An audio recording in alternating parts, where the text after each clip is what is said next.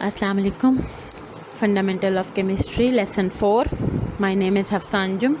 आज हम डिस्कस करेंगे फंडामेंटल ऑफ केमिस्ट्री यानी बेसिक कॉन्सेप्ट्स ऑफ केमिस्ट्री से रिलेटेड कुछ कॉमन डेफिनेशंस हैं जो कि हमें आगे केमिस्ट्री पढ़ने में हेल्प करेंगी। तो हम स्टार्ट करते हैं। तो सबसे पहले हम पढ़ेंगे केमिकल फार्मूला क्या होता है। केमिकल फार्मूला हम जानते हैं कि हम किसी भी कंपाउंड को शो करने के लिए इस्तेमाल करते हैं। आज इसको ज़रा डिटेल में पढ़ेंगे, इसकी इम्पोर्टेंस क्या होती है और इसको कैसे लिखा जाता है, लिखने का तरीका क्या है, तो वो हम आज पढ़ेंगे डिटेल में। फिर हमारे पास है एम्पिरिकल फार्मूला, एक टर्म है। मॉलिक्यूलर फार्मूला, ये भी टर्म है, ये बहुत ज़्यादा आगे यूज़ होंगी और बच्चे अक्सर empirical formula, molecular formula, formula unit इसमें कंफ्यूज हो जाते हैं। तो ये ज़रा माइंड में बात रखने वाली बातें हैं, कोई ऐसा मुश्किल नहीं है, जस्ट कन्फ्यूजन हो जाती है। मॉलिक्यूलर मैथ, फार्मूला मैथ और कुछ केमिकल स्पीशीज़ जो हमारे रिएक्शन के दरमियान में बनती हैं, हमें उनको आइडेंटिफाई करना आना चाहिए। हमें पता होना चाहिए कि ये चीज़ अगर हमारे सामने मौजूद है तो ये आयन है, मॉलिक्यूलर आयन है या फिर फ्री रेडिकल है। तो स्टार्ट करते हैं। सबसे पहले हम देखते हैं केमिकल फार्मूला क्या है। केमिकल फार्मूला एक रिप्रेजेंटेशन है कंपाउंड की, यानी कोई भी केमिकल कंपाउंड को हम रिप्रेजेंट करते हैं किससे? केमिकल फार्मूला से। बिल्कुल वैसे ही जैसे एक एलिमेंट को हम रिप्रेजेंट करते हैं उसके सिंबल से। हाइड्रोजन को रिप्रेजेंट करते हैं H से, क्लोरीन को Cl से। लेकिन अगर हमने हाइड्रोक्लोरिक एसिड एक केमिकल कंपाउंड है उसको रिप्रेजेंट करना होगा तो हम क्या करेंगे? हाइड्रोजन और क्लोरीन का सिंबल मौजूद है, हम उससे उसका केमिकल फार्मूला निकाल सकते हैं। कैसे निकाल सकते हैं और इसकी इम्पोर्टेंस क्या है, आज हम यही पढ़ेंगे। तो सिग्निफिकेंस ऑफ केमिकल फार्मूला यानी केमिकल फार्मूला हमारे लिए इतना ज़रूरी क्यों है, हमें क्यों इसको इतनी इम्पोर्टेंस देनी चाहिए। तो सबसे पहले एक केमिकल फार्मूला को देखते ही हमें पता चल जाता है कि इस कंपाउंड में कौन कौन से एलिमेंट्स मौजूद हैं। जैसे मैंने अभी आपको बताया हाइड्रोक्लोरिक एसिड, हम उसको देखते ही पहचान लेते हैं कि इसमें हाइड्रोजन है और दूसरा क्लोरीन है। सेकंड, हम इससे मैस फाइंड आउट कर सकते हैं, यानी अगर हम जैसे मैं एग्जांपल दे रही हूँ आपको हाइड्रोक्लोरिक एसिड की, तो अगर हमें हाइड्रोजन का मैस पता है, क्लोरीन का मैस पता है और हमें ये भी पता है कि इसमें कितने कितने एटम्स हाइड्रोजन और क्लोरीन के मौजूद हैं, तो हम उसका मैस AMU में भी और ग्राम्स में भी फाइंड आउट कर सकते हैं। फिर हम कहते हैं कि एक फार्मूला यूनिट और एक मॉलिक्यूल जो केमिकल फार्मूला हमें सामने नज़र आ रहा होता है वो उसके बराबर है। यानी अगर हमने HCl लिखा हुआ है तो वो एक मॉलिक्यूल है, एक फार्मूला यूनिट है, जैसे सोडियम क्लोराइड है। अब ये बात याद रखना है कि आप जब मॉलिक्यूल की बात कर रहे हैं तो आप कोवलेंट कंपाउंड्स की बात कर रहे हैं, लेकिन जब आप फार्मूला यूनिट की बात कर रहे हैं तो आप आयनिक कंपाउंड की बात कर रहे हैं। हमने कल पढ़ा था कि 3 डायमेंशनल लैटिस स्ट्रक्चर बनाते हैं आयनिक कंपाउंड और उनकी सिंपलेस्ट यूनिट को हम फार्मूला यूनिट कहते हैं। अच्छा, अब एक मोल ऑफ मॉलिक्यूल एक बैलेंस्ड केमिकल इक्वेशन में एक मोल के बराबर होता है हमारा केमिकल फार्मूला। यानी HCl अगर किसी रिएक्शन में आपको नज़र आ रहा है तो हम कहेंगे ये 1 मोल के बराबर है। कल इंशाल्लाह हम मोल को डिटेल में पढ़ेंगे। अब इससे हमें नाम भी फ़ौरन पता चल जाता है। HCl लिखा हुआ है सामने तो हम कहेंगे दिस इज़ हाइड्रोक्लोरिक एसिड, हम उसका नेम फाइंड आउट कर सकते हैं। इसी तरह जैसे एग्जांपल यहाँ पे दी गई है वाटर की H2O, तो हमारे पास H2O सामने लिखा हुआ है तो हम इसका बता सकते हैं कौन कौन से एलिमेंट्स मौजूद हैं, ऑक्सीजन एंड हाइड्रोजन। हम इसका मैस फाइंड आउट कर सकते हैं क्योंकि हमें हाइड्रोजन का भी मैस पता है, ऑक्सीजन का भी मैस पता है। अब ये हमें H2O क्या बता रहा है कि ये एक मॉलिक्यूल है, एक कोवलेंट कंपाउंड है ना, तो ये एक मॉलिक्यूल है और ये 1 मोल के बराबर है, ठीक है, और इसका नेम क्या है? वाटर। अच्छा, अब हम इसको कैसे लिख सकते हैं, how to write a chemical formula, तो हम स्टेप बाय स्टेप एग्जाम्पल के साथ पढ़ते जाएंगे। तो सबसे पहले हम क्या करते हैं कि हमें उनके एलिमेंट्स के सिंबल्स पता होने चाहिए, ठीक है, और सिंबल्स साइड बाय साइड लिखने हैं। पहले पॉजिटिव का सिंबल लिखना है, यानी जो इलेक्ट्रॉन दे रहा है या जो पार्शियली पॉजिटिव है, और फिर हमने नेगेटिव लिखना है यानी जो इलेक्ट्रॉन ले रहा है। जैसे यहाँ पे एग्जांपल दी गई है, सोडियम पहले लिखा, क्लोराइड बाद में, कैल्शियम पहले लिखा, ऑक्सीजन बाद में। और कैल्शियम पहले लिखा, क्लोराइड बाद में। अच्छा, अब फिर हम क्या लिखेंगे इनके ऊपर, वैलेंसी। वैलेंसी हमने टॉप राइट कॉर्नर पे लिखनी है, ठीक है जी। हम लिख देते हैं जी, सोडियम की +1 है, क्लोराइड की -1 है, कैल्शियम की +2 है, ऑक्सीजन की -2 है, कैल्शियम की +2 है और क्लोराइड की -2। अच्छा, अब हम जो केमिकल फार्मूला लिखना चाह रहे हैं वो हम लिखना चाह रहे हैं सोडियम क्लोराइड, कैल्शियम ऑक्साइड और कैल्शियम क्लोराइड का। तो अब हमने इनकी आयंस के वैलेंसी लिख दी। वैलेंसी हमने अब जो अपर राइट कॉर्नर में है वो दूसरे के लोअर के राइट कॉर्नर में चली जाएगी, यानी क्रॉस एक्सचेंज हो जाएगा वैलेंसीज का। कैसे होगा ये देखिए, सोडियम का पॉजिटिव क्लोरीन का नेगेटिव के लोअर राइट कॉर्नर में चला जाएगा और क्लोरीन का नेगेटिव हमारे पास सोडियम के लोअर राइट कॉर्नर में चला जाएगा। सिमिलरली हम कैल्शियम ऑक्साइड के साथ भी यही करेंगे और कैल्शियम क्लोराइड के साथ भी। अच्छा, अब वैलेंसीज सेम होंगी तो वो कैंसल आउट हो जाएंगी, ख़त्म, ठीक है। वो हम मेंशन नहीं कर, 1 को हम मेंशन नहीं करते, ये आप हमेशा याद रखिएगा, 1 को मेंशन नहीं करना, ठीक है। हाँ, 2 होगा तो हमें मेंशन करना होगा। जैसे यहाँ देखिए, सोडियम क्लोराइड NaCl है, कैल्शियम ऑक्साइड CaO है, इनमें हमने कैंसल आउट कर दिए हैं, +2 -2 से, +1 -1 से।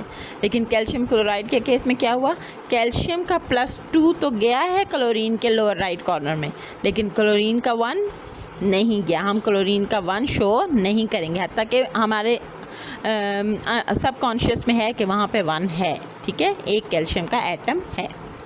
5th पॉइंट बड़ा इम्पॉर्टेंट है। 5th पॉइंट ये है कि अगर हमारे पास कोई ऐसा आयन है जिसमें 2 से ज़्यादा एटम्स मौजूद हैं, जैसे कि सल्फेट है, फॉस्फेट है, उसका हम कैसे करेंगे। उस पर जब हम क्रॉस एक्सचेंज करेंगे तो अब यहाँ पे कैल्शियम फॉस्फेट की एग्जांपल दी गई है, तो कैल्शियम का +2 जब फॉस्फेट के राइट लोअर कॉर्नर में जाएगा तो हम कैसे बताएंगे कि P के साथ लगना है या O के साथ लगना है। तो हमने यहाँ पे ब्रैकेट्स का इस्तेमाल, तो फिर अब हम क्या करेंगे, अब हमने फॉस्फेट का 2 हमने ब्रैकेट्स के बाहर लगा देना है, ठीक है ना, ये हो गया। अब हम आगे कुछ एग्जांपल्स पढ़ते हैं केमिकल फार्मूला की। तो कैल्शियम सोडियम कार्बोनेट है, सोडियम की +1 है, कार्बोनेट की -2 है, Na2CO3 क्रॉस एक्सचेंज के बाद। एल्यूमिनियम सल्फेट, एल्यूमिनियम की +3, सल्फेट की -2, Al2SO4 थ्राइस। अब 3 हमने ब्रैकेट्स के बाहर लिखा है। कॉपर क्लोराइड, कॉपर की 2, क्लोरीन की 1, CuCl2, पोटाशियम सल्फेट, पोटाशियम की 1, सल्फेट की -2, K2SO4। अब यहाँ पे देखिए K पे हमने 2 लगाया है, सल्फेट की 1 है, तो हमने उसके लिए ब्रैकेट यूज़ नहीं की। अच्छा, लेड सल्फेट, Pb+2, सल्फेट -2, 2 से कैंसिल हो जाएगा तो PbSO4 हो जाएगा। मैग्नीशियम फॉस्फेट, मैग्नीशियम की 2, फॉस्फेट की 3, मैग्नीशियम के पास लोअर राइट कॉर्नर में 3 आ गया, फॉस्फेट के ब्रैकेट के बाहर 2 आ गया। अब कुछ केमिकल फार्मूलाज की टाइप्स हैं।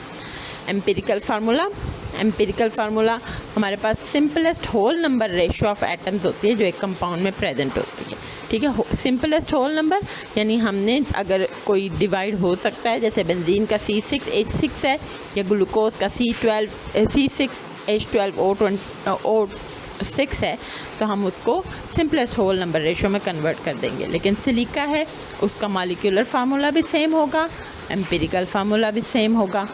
लेकिन ग्लूकोज का केमिकल फार्मूला तो C6H12O6 है, लेकिन empirical formula simplest whole number ratio से हम क्या बना देंगे, CH2O।